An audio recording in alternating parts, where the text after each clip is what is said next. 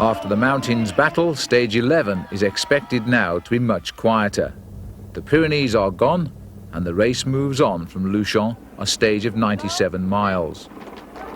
But shortly after the race left Luchon, the pace picks up again and several men will be dropped, including last year's third-place Tour finisher, Fabio Parra, who suffers from a fever and quits the race.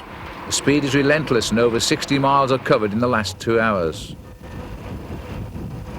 In the final mile, the Belgian Rudy Dahnens is 50 yards clear. But his rear tyre rolls off and the pack races by him.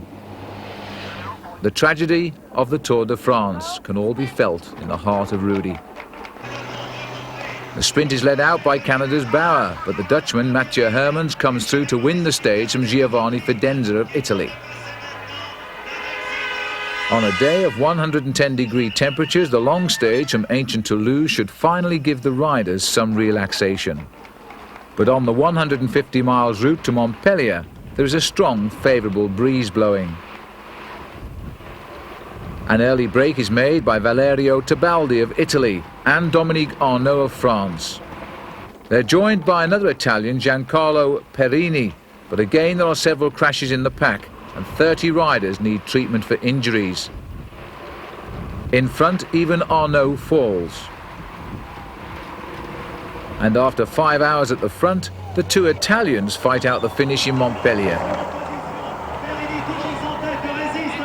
And in a close finish, the 24-year-old Tebaldi proves the faster. He also won a stage in the 1988 Tour. Another 4 riders drop out of the race, making a total of 42 who've quit since the start in Luxembourg 13 days ago. And today, July the 14th, marks the bicentennial of the French Revolution. It's expected to be a day favourable to the home riders.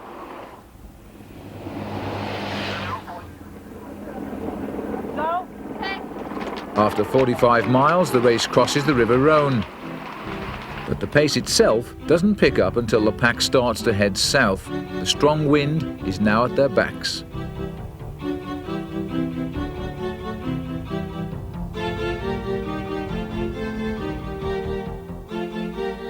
Suddenly there's an attack by race leader Laurent Fignon and third place Mottet.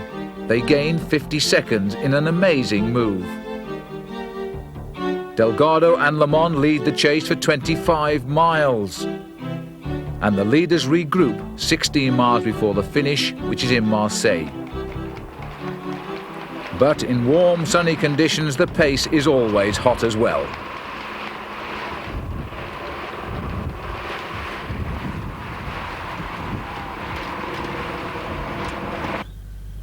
The citizens of Marseille are celebrating their Bastille Day in the traditional manner. And appropriately, the news from the race is an attack by a French rider, Vincent Barteau, one of Fignon's teammates. He breaks clear on the final hill. He then cruises into the old port at Marseille, a minute ahead of the pack, to score a sympathetic victory.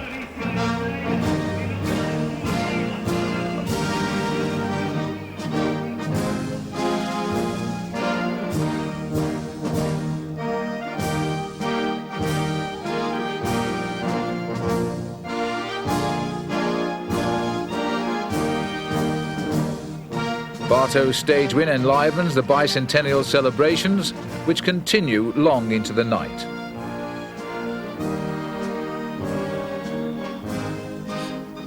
This long 14th stage up into the foothills of the Alps takes place on another hot day. The early pace is not surprisingly slow.